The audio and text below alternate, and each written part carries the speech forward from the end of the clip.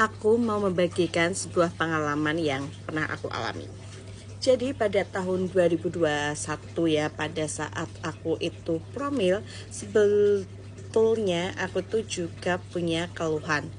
Keluhan yang aku alami itu keputihan abnormal, terus keluar flek di luar siklus menstruasi, ada nyeri ya di bawah sini, dan jadi kayak di area panggul ke bawah dikit.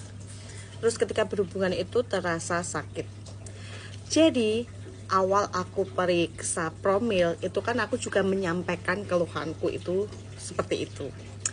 Dan dokter itu mendiagnosa bahwa aku itu terkena atau didiagnosa cervicitis, yaitu infeksi yang terjadi pada serviks atau leher rahim. Pada saat itu dokter menyebutkan bahwa ada infeksi atau peradangan pada leher rahim atau serviks aku. Jadi aku itu dilihatkan ya, karena aku kan juga melakukan pemeriksaan kolposkopi pada saat itu, benar gak sih? Dan aku dilihatkan bahwa memang ada luka.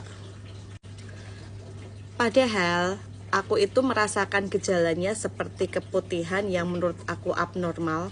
Dalam arti itu emang warnanya itu kekuningan, terus kayak kehijauan, dan baunya gimana ya kalian tuh bakal tahu sendiri gitu, karena kalian itu kan yang yang tahu ketika ada sesuatu yang nggak beres sama tubuh kita. Misal ketika kita ke belakang atau kita habis mandi, kayak ngerasa kayak nggak nyaman di area tersebut gitu. Terus kok ketika kalian lihat mungkin celana dalam kalian ada keputihan yang warnanya beda, nggak seperti biasanya, ada sesuatu yang beda, seenggaknya kalian tuh harus peka.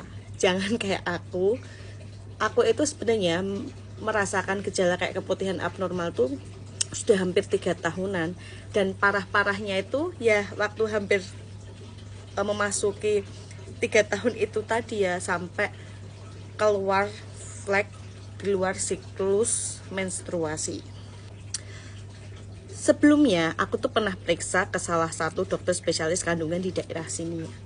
Aku juga menginformasikan bahwa aku itu kok keputihan abnormal, terus keluar flek, terus keputihannya tuh kayak santan pecah kayak gitu loh dok. Dan dokternya menyarankan apa ke aku?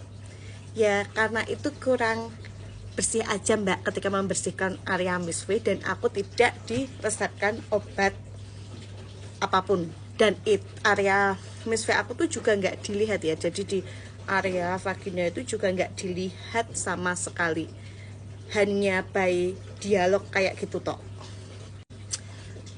Karena aku kayak kurang mantep, terus waktu promil itu karena di rumah sakit yang lumayan besar, dokternya langsung menyarankan untuk melakukan pemeriksaan tersebut dan didiagnosa cervicitis. Dan aku cukup menyesal ya, kok dari awal aku ngerasa kayak keputihannya itu abnormal sampai keluar flek, kadang nyeri kayak gitu, kok aku tuh dulu tuh nggak buru-buru periksa. Dan di rumah sakit tersebut kan setelah didiagnosa aku dikasih obat, jadi aku pengobatan 1 bulan itu 2 kali untuk kontrol. 2 minggu pertama itu hasilnya kalian mau tahu, nggak berubah. Jadi itu kayak meskipun kamu udah minum obat, udah dikasih obat, itu nggak ada perubahan sama sekali. Makanya dokternya menyarankan untuk melakukan suatu tindakan, namanya itu les. Jadi untuk bagian yang radang atau terinfeksi tersebut itu dipotong. Dan aku melakukan saran yang dokter minta kayak gitu. Dan setelah itu alhamdulillah ya, jadi setelah melakukan tindakan kotor tersebut, masa penyembuhan itu hampir 2 bulan dengan 3 kali kontrol dan dinyatakan sembuh gitu ya. Tetapi tidak menutup kemungkinan akan bisa kambuh lagi. Makanya ketika di pabrik misal ada pemeriksaan pap smear, Terus di desa biasanya kan di PKK juga kadang ada pemeriksaan pap smear kayak gitu, aku biasanya ikut meskipun itu dilakukan 6 bulan sekali, kan gratis karena kita kan juga kalau di pabrik kan ikut BPJS kesehatan.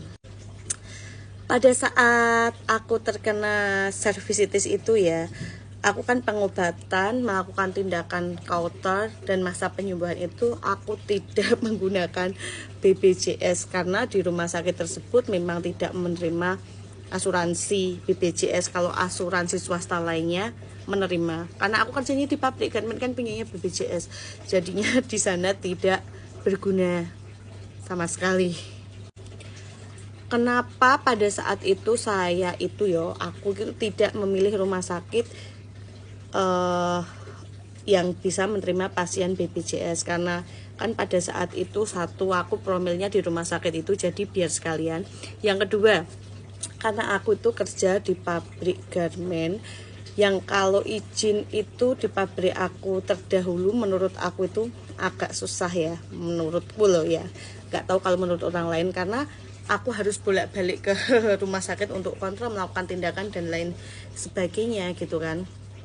Apalagi kalau pakai BPJS otomatis itu pemeriksaannya harus di jam kerja dokter yang praktek di rumah sakit tersebut, biasanya itu jam-jam pagi sampai siang. Padahal aku itu kerja. Ketika aku periksa di rumah sakit yang buat aku promil itu, aku pemeriksaannya itu bisa sore karena menyesuaikan jadwal dokter yang praktek. Dan pengobatannya itu ya dari pemeriksaan awal, tindakan eye cutter, terus aku masa penyembuhan, vagina ozon juga kan pada saat itu belum termasuk untuk